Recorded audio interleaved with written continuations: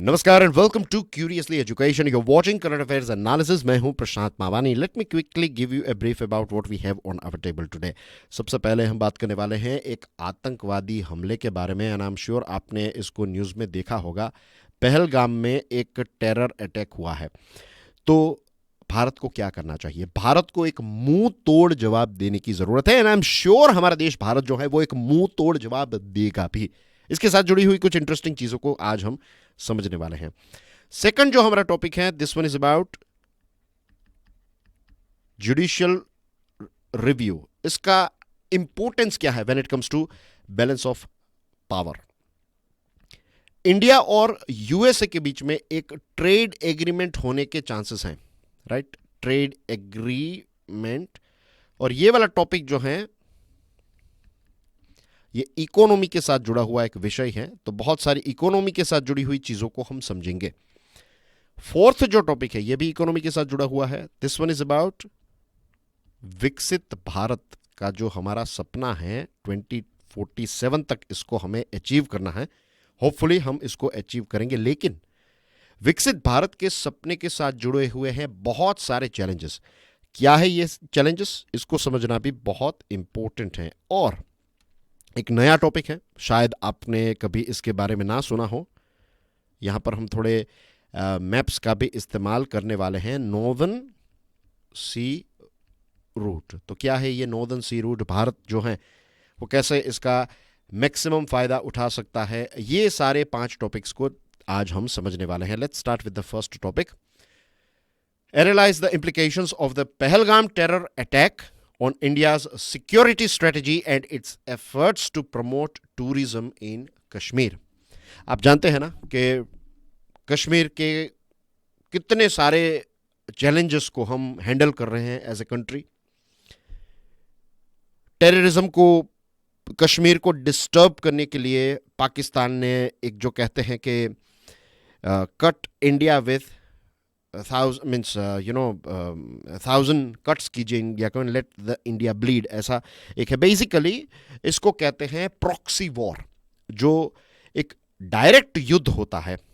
तो डायरेक्ट युद्ध में क्या है, 2 देशों की सेनाएं लड़ती है, जैसे यूक्रेन और रशिया के बीच में चल रहा है।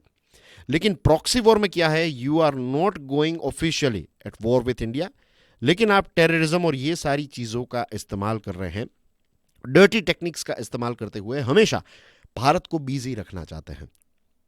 पहलगाम टेरर अटैक जो है, इसका जो मेन लक्ष्य है वो यही है कि एक तो भय का माहौल पैदा हो, और खास करके क्योंकि आज से कुछ दिनों पहले आपको याद होगा ना, जब हम कश्मीर के बारे में बात कर रहे थे, जम्मू एंड कश्मीर के बारे में बात कर रहे थे, तो आई टोल्ड यू कि सरकार की लीडरशिप देखिए, सरकार ने सिर्फ इतना ही सोचा है कि इतना उजाला यहां पर हो कि आजू बाजू में आपको अंधेरा नजर आए, यानी कि पाकिस्तान जो है वहां पर आपको अंधेरा नजर आए, इतना डेवलप करना है हमें कश्मीर को।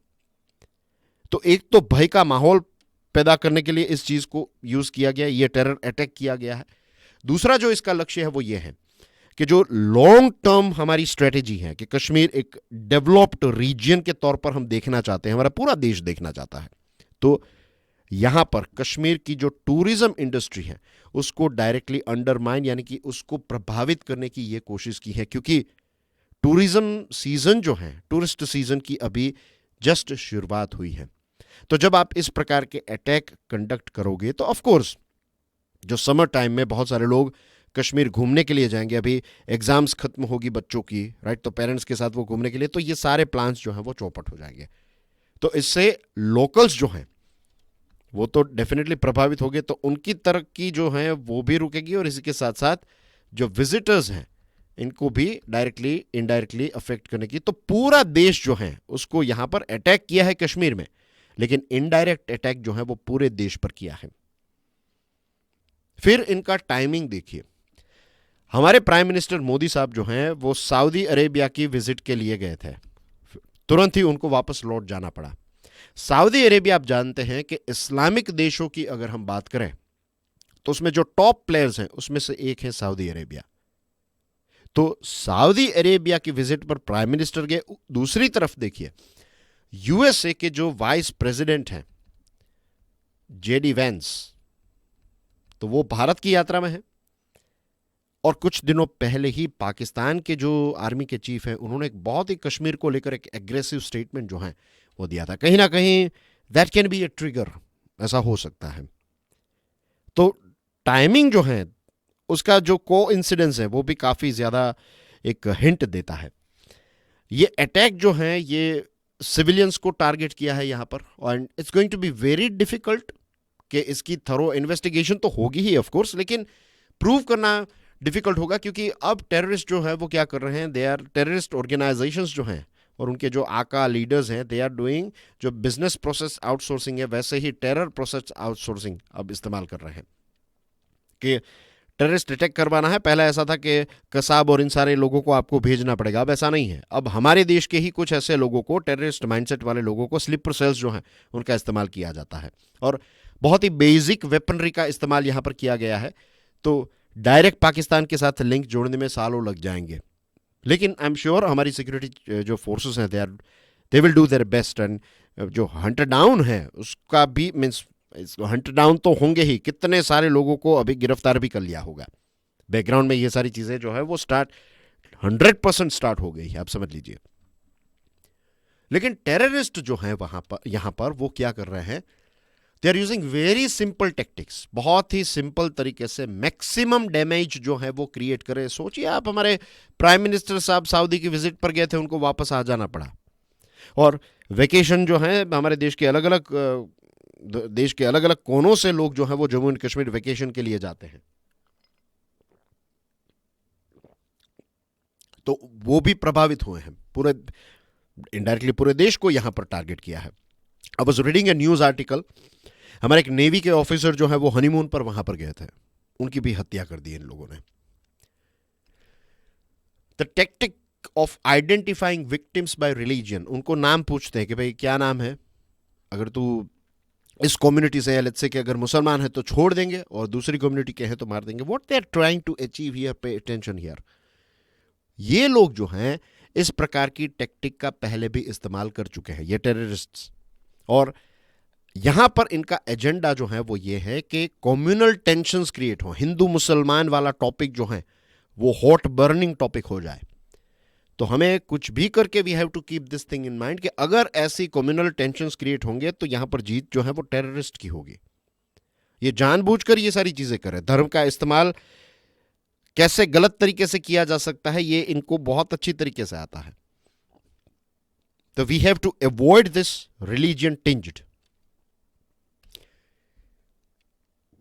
गवर्नमेंट ऑफ इंडिया जो है ऑफ कोर्स कश्मीर का जो टूरिज्म सेक्टर है वो काफ़ी बुरी तरीके से प्रभावित होगा, तो कुछ ना कुछ उनके लिए भी करने की ज़रूरत है। और जो टूरिज्म को लेकर या फिर कश्मीर जो है वो सेफ़ है, ये एक कॉन्फिडेंस जो है उसको रिस्टोर करने के लिए बहुत सारे अब स्टेप्स जो हैं वो उठाने पड़ेंगे for sure. Jammu and Kashmir की जो सरकार है और सेंट्रल गवर्नमेंट जो है, इन दोनों के बीच में एक हाई लेवल कोऑर्डिनेशन की रिक्वायरमेंट है, मीन्स है, लेकिन इसको एक नेक्स्ट लेवल पर ले जाना पड़ेगा। इसी के साथ साथ इंटेलिजेंस को और ज़्यादा मजबूत करना, काउंटर टेररिज्म मेजर्स को और ज़्यादा स्ट्रेंथन करना। And we have to make sure at every cost कि ये टेररिस्ट जो हैं ये हमारे देश में कम्युनल डिवाइड ना करें, कम्युनिटीज़ के बीच में दरारें पैदा ना हो। This is one of the most, this is responsibility of every one of us. We have to be conscious enough कि देखिए यहाँ पर ये जानबूझकर ये कर रहे हैं, पूछ रहे हैं कि तेरा नाम क्या है, व्हाट इज योर नेम, और फिर मार देंगे। कोई कहेगा कि मेरा नाम सतीश है तो मार देंगे, कोई कहेगा मेरा नाम अब्दुल है तो जाने देंगे। तो what they are trying to do here, ये एक भय का माहौल क्रिएट करना है, कम्युनल टेंशंस हो, ये सारी चीज़ें जो हैं उनको टारगेट रख के ये बहुत ही इंटेलिजेंटली ऑपरेट कर रहे हैं ये terrorist. India must respond intelligently to the Pahalgam attack to counter both, दोनों चीज़ों को हमें काउंटर करना है। नंबर 1 इज जो सिक्योरिटी थ्रेट्स है इनको काउंटर करना है, सेकंड थिंग इज जो प्रोपोगेंडा है इसको भी हमें काउंटर करना है। ये दोनों चीज़ें जो हैं साइमल्टेनियस होनी चाहिए। It is very very important. Moving on to next topic dear friends, आगे बढ़े उससे पहले बहुत ही briefly I would like to tell you the why of, और I would rather explain the why of this series. आज के समय में क्रिटिकल एनालिटिकल स्किल जो है it is one of the most important skill in every sector, खास करके civil services में तो ये बहुत ही इंपॉर्टेंट है। तो ये जो सीरीज है, it is not about spoon feeding. ये सीरीज जो है ये आपको ट्रिगर करते हैं, आपकी क्यूरियोसिटी को ट्रिगर करती हैं, इसी के साथ आपको क्रिटिकल एनालिसिस करने पर मजबूर करती है। That's what my main M is. क्योंकि ये एक स्किल धीरे धीरे डेवलप हो गई ना, तो बाकी सारे आर्टिकल्स, एडिटोरियल्स जो है वो आप खुद समझने लगेंगे। आपकी एग्जामिनेशन जो है ये और ज़्यादा धारदार बन जाएगी, और यहाँ पर हम कॉम्प्लेक्स चीज़ों को बहुत ही सिंपल करके समझते हैं। इस सीरीज़ को एस्पिरेंट्स के रिक्वायरमेंट को ध्यान में रखते हुए ही डिज़ाइन किया गया है। Right dear friends, now let's jump on to topic number 2। Balance of power के बारे में बात करेंगे। Discuss the role of judicial review in maintaining the balance of power between the judiciary, legislature and executive in India. ये एक ऐसा विषय है जिस पर हमने इससे पहले भी डिस्कशन कर ली है। रेगुलर स्टूडेंट्स, आप जानते हैं कि ये आर्टिकल 200 के साथ जुड़ी हुई चीज़ों की वजह से ये टॉपिक जो है ये काफ़ी ज़्यादा न्यूज़ में और एडिटोरियल्स आर्टिकल्स में हमें देखने को मिलता है। अभी सुप्रीम कोर्ट को क्रिटिसाइज किया गया है, खास करके हमारे वाइस प्रेसिडेंट जो जगदीप धनखड़ साहब हैं, तो उन्होंने क्रिटिसाइज किया और कहा कि सुप्रीम कोर्ट जो है ये सुपर पार्लियामेंट के तौर पर काम कर रही है। सुप्रीम कोर्ट जो है it is overstepping. Supreme court का जो डोमेन है उस डोमेन के बाहर निकलकर एग्जीक्यूटिव और लेजिस्लेटिव के डोमेन्स जो हैं उसमें कहीं ना कहीं टांग लड़ा रही है सुप्रीम कोर्ट। इस प्रकार की बातें जो हैं वो उन्होंने की। ये शब्द अलग थे, लेकिन that's what he is trying to say कि ओवरस्टेपिंग हो रहा है। अभी कुछ समय पहले जब वेस्ट बंगाल का जो वायोलेंस का केस आया सामने, तो उस समय पर सेंट्रल फोर्सेस को यहाँ पर डिप्लॉय किया जाए, तो ऐसा स्टैंड जो है वो जुडिशरी ने लिया था।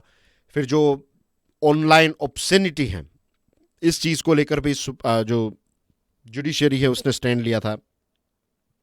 तो ये ऐसे कुछ एग्जाम्पल्स हैं। बार बार सुप्रीम कोर्ट या फिर जुडिशरी जो है उसके बारे में कहा जाता है कि आप ओवरस्टेप कर रहे हैं। और अब जो लेटेस्ट है इट इज़ अबाउट आर्टिकल 200, जो एक टाइमलाइन सेट की है, डेडलाइन सेट की है for the president and governors. तो प्रश्न यह है कि जुडिशियल रिव्यू जो है, क्या ये एक ओवर रीच है? क्या सुप्रीम कोर्ट जो है कुछ ऐसी चीजें कर रही है जो सुप्रीम कोर्ट को नहीं करनी चाहिए? कहीं पर लिखा है यस, जुडिशियल रिव्यू हमारे कॉन्स्टिट्यूशन में लिखा है। तो सुप्रीम कोर्ट जो कर रही है या फिर जो हाई कोर्ट्स हैं, if they are doing a judicial review, तो याद रखिए कि ये सिर्फ और सिर्फ अपनी जो कॉन्स्टिट्यूशनल ड्यूटी है वो लोग फॉलो कर रही है।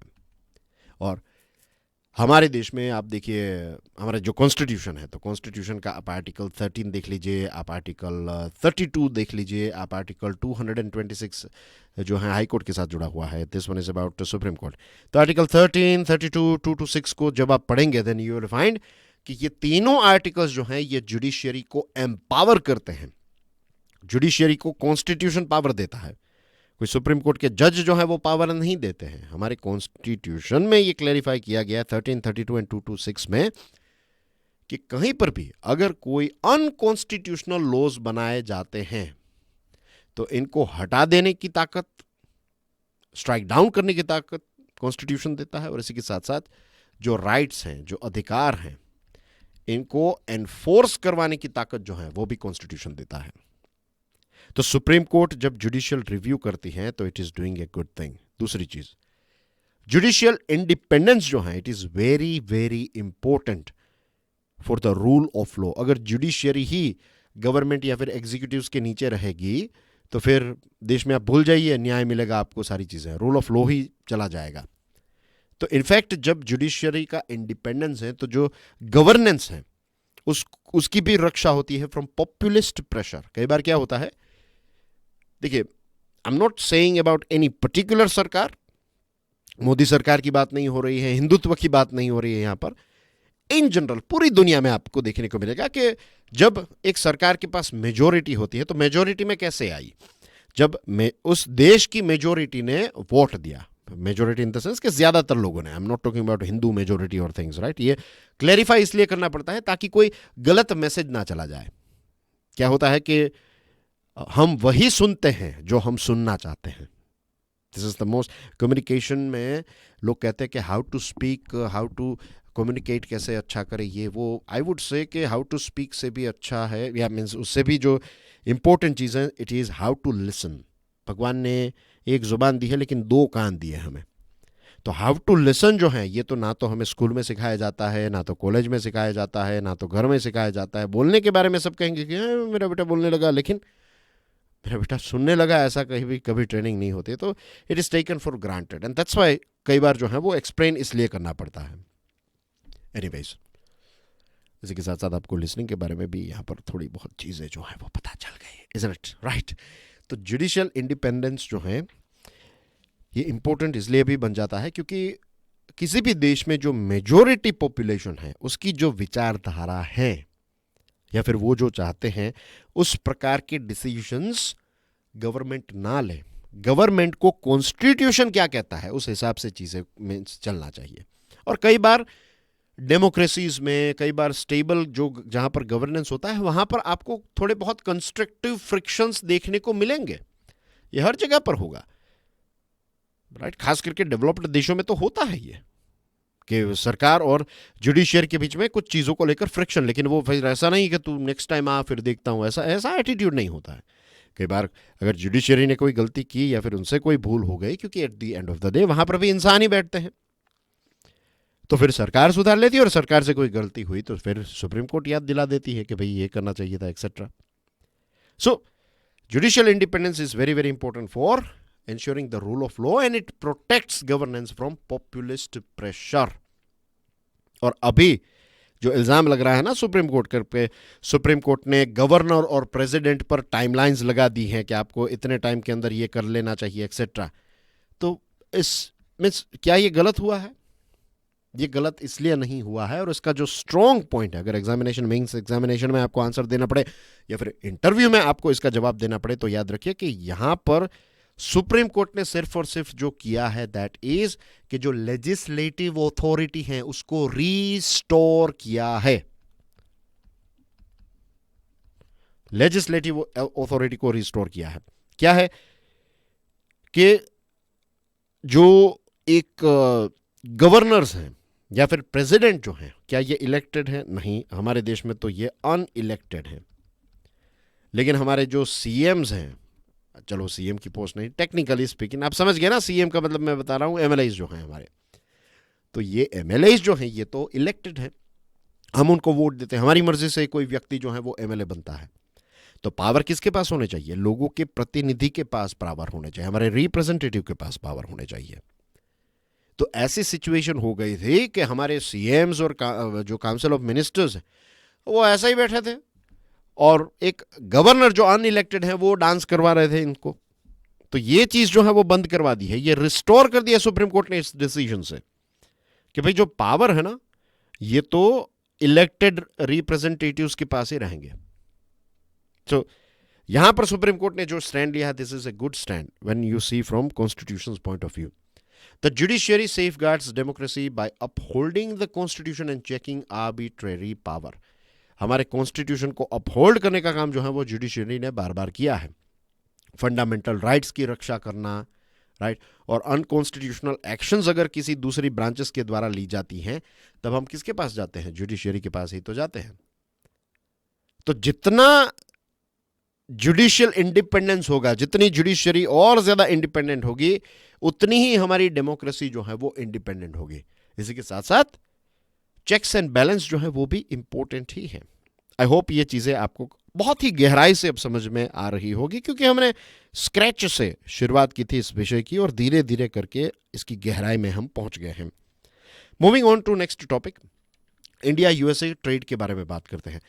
Evaluate the significance of a potential India-US trade agreement in boosting India's economic growth. I'll have a sip of water. India faces challenges from Trump's tariffs, but aims to boost growth through strategic trade and fiscal measures. हमारे देश में जो reserve bank of India है उसने जो forecast किया है GDP growth का, ये जो करंट फाइनेंशियल ईयर चल रहा है 24-25 और जो नेक्स्ट फाइनेंशियल ईयर है 25-26, तो आरबीआई का कहना है कि हमारा ग्रोथ जो है it's going to be somewhere around 6.5%। Fitch की अगर हम सुने तो Fitch is not that excited about India. Fitch का कहना है कि ग्रोथ जो है वो इससे भी कम होगा। तो ये तो एक चैलेंज है ट्रम्प टैरिफ के। अब ट्रम्प टैरिफ जो है ये 90 डेज के लिए यानी कि 3 महीनों के लिए इस पर एक पॉज बटन जो है वो दबा दिया है, चाइना को छोड़कर बाकी सारे देशों पर एक पॉज लगाया है। तो यूरोपियन यूनियन, कनाडा, चाइना, ये सारे देश जो हैं वो तो यूएसए के साथ टग ऑफ वॉर में है, लेकिन हम जो हैं वो कन्फ्रंटेशन को अवॉइड कर रहे हैं। और अभी हमारे निर्मला सीतारमन जी जो फाइनेंस मिनिस्टर हैं वो यूएसए की यात्रा पर गए, तब उन्होंने वहाँ पर ये कहा है कि जल्द से जल्द हम कोई इसका रेजोल्यूशन जो है, कोई सॉल्यूशन जो है वो निकालेंगे। तो यहाँ पर हम जो चाहते हैं कि स्ट्रेटेजिक ट्रेड और फिस्कल मेजर्स जो हैं ये दोनों को ट्विक करते करते हम हमारे ग्रोथ जो है उसको बूस्ट करना चाहते हैं। भारत का जो लक्ष्य है दैट इज क्लियर कि भाई ग्रोथ होना चाहिए।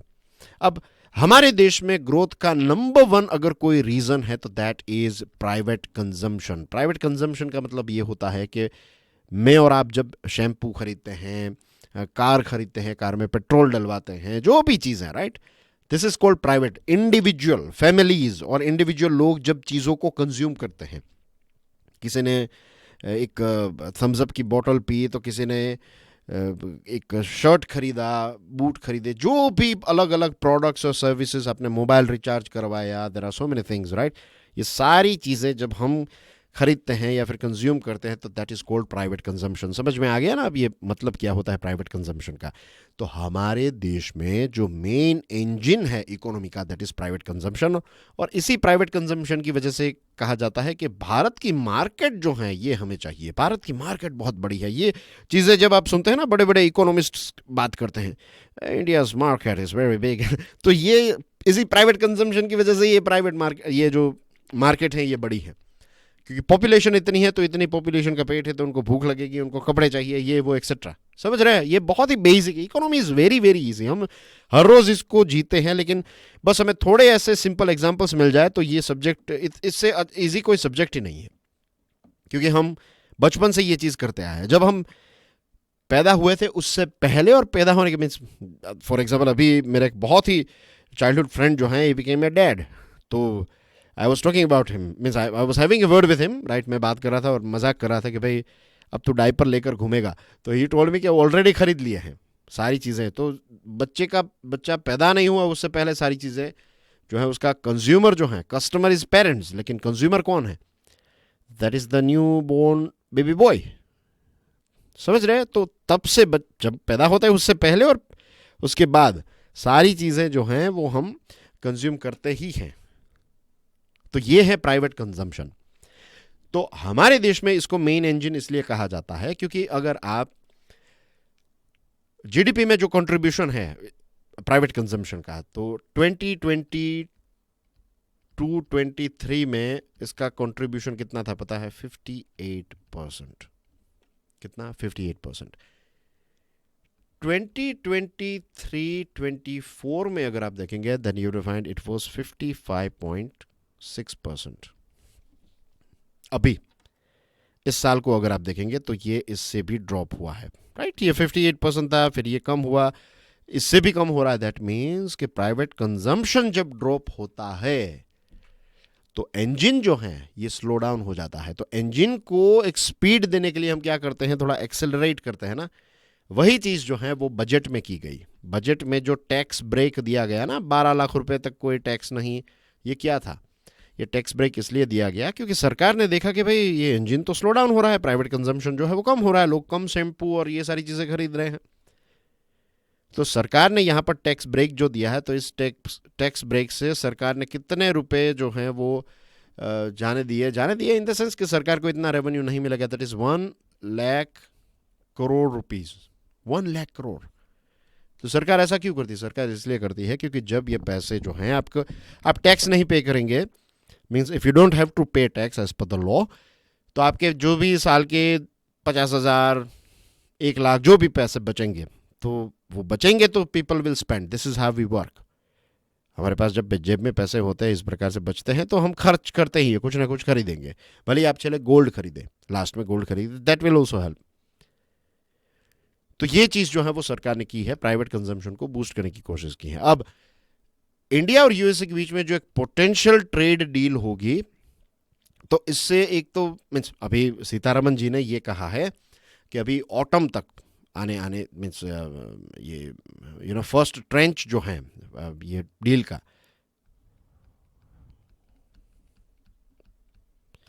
ये अभी इसी साल जो है वो सॉर्ट आउट किया जाएगा, ऐसा उन्होंने कहा है।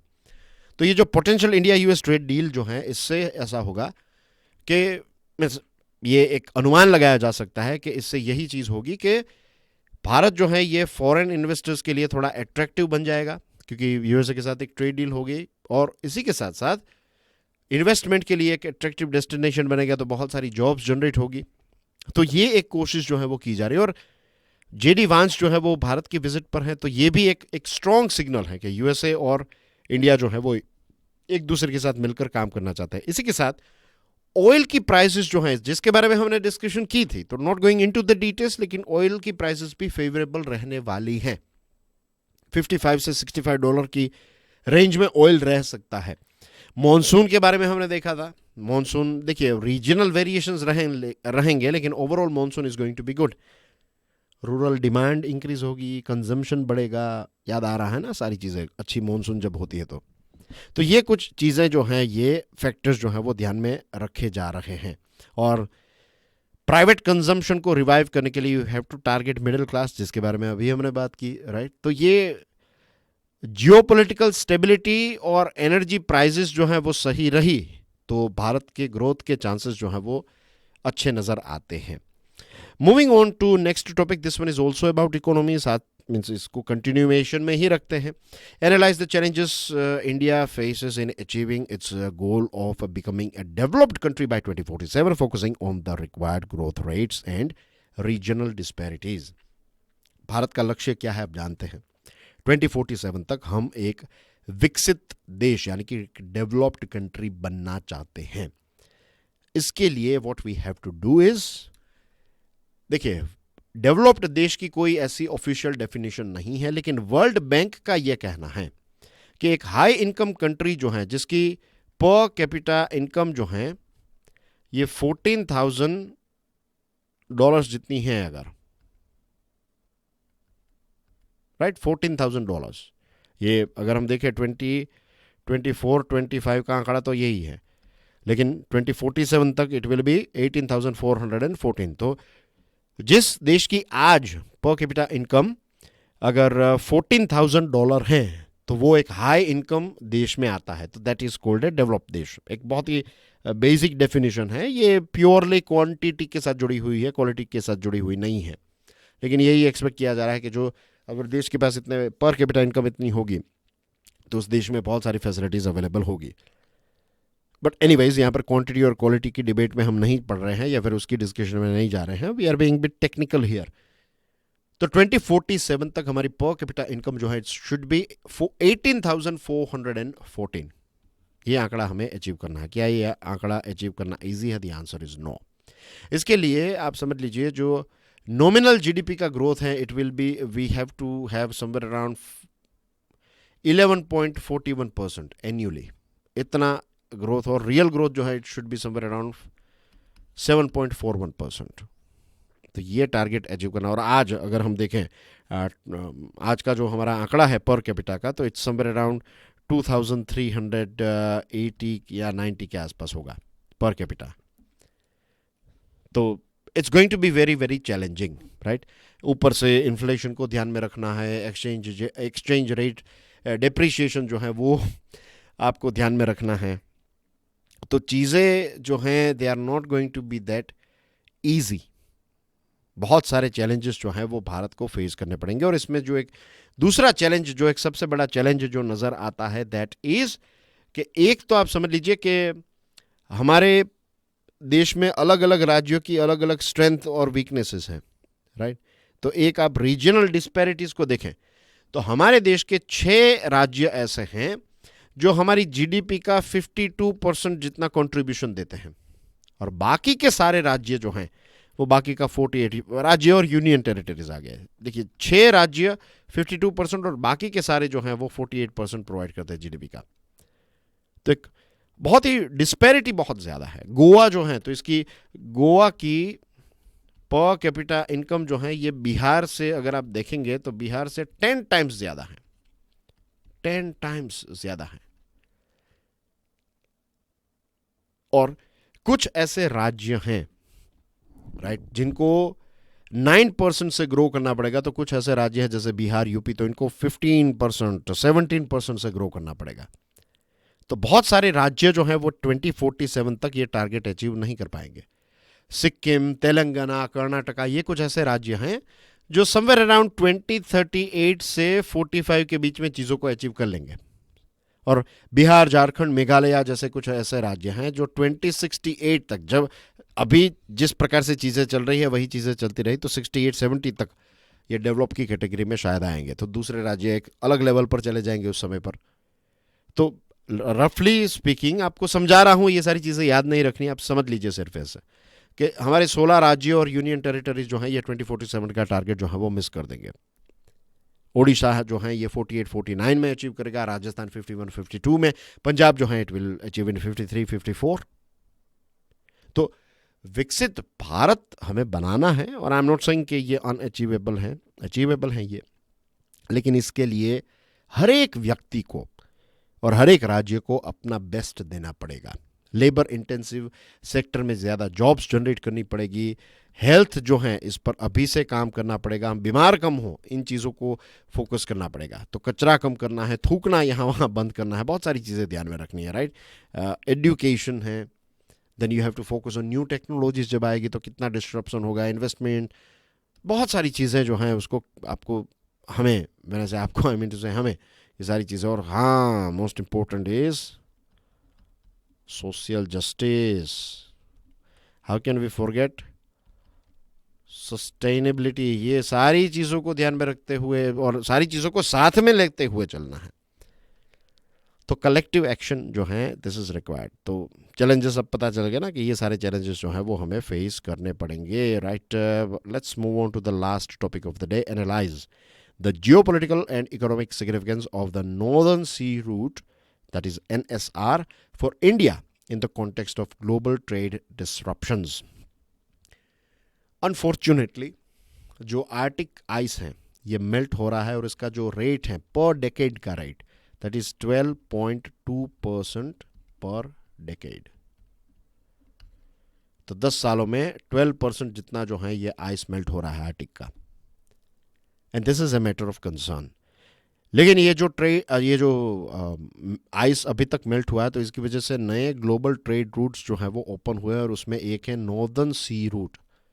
ये बहुत ही एक क्रिटिकल पाथवे माना जा रहा है, और इंडिया जो है इसका स्ट्रेटेजिक और इकोनॉमिक दोनों इंटरेस्ट जो हैं यहाँ पर जुड़ा हुआ है, क्योंकि यही नॉर्दर्न सी रूट जो है ये डायरेक्टली अटलांटिक को पैसिफिक के साथ जोड़ेगा। बीच में इंडियन ओशियन जो है वो नहीं जाएगी, आपको समझ रहे हैं। इंडियन ओशियन को बाईपास करते हुए डायरेक्टली आप अटलांटिक और पैसिफिक को जोड़ सकते हैं जब ये नॉर्दर्न सी रूट का इस्तेमाल किया जाए। तो इसकी इंपैक्ट आप समझ सकते हैं। अब इसको हम समझते हैं ये मैप के पॉइंट ऑफ व्यू से, राइट। यहाँ पर है हमारा भारत, राइट। थोड़ा इमेजिनेशन आपको यूज़ करना पड़ेगा यहाँ पर, आपकी खुद की इमेजिनेशन।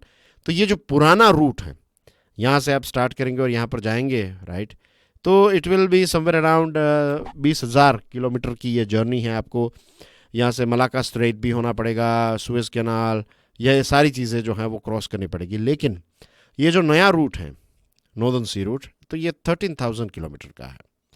तो इससे आपको दोनों चीज़ें बचेगी, फ्यूल भी बचेगा, टाइम भी बचेगा। And thanks to Splash 247 for the map, right? Courtesy. Thank you very much for this interesting infographic map. समझ में आ गया ना ये मैप आपको? तो भारत की जो आर्टिक पॉलिसी है उसको हमें इस NSR के साथ स्ट्रीमलाइन करना पड़ेगा। भारत का आर्टिक रिसर्च बेस है, इसका नाम है हिमाद्री, ये याद रख लीजिएगा। कई बार प्रश्न ऐसे पूछे जाते हैं, और अब ये आर्टिक सी जो है वो काफ़ी न्यूज़ में रहता है, तो प्रश्न पूछा जा सकता है, डोंट टेक इट लाइटली। दूसरी चीज़, भारत इसमें एक स्टेक होल्डर है, उसके पीछे भी एक रीज़न है। Bharat is signatory of Svalbard treaty. क्या है ये स्वालबार्ड ट्रीटी?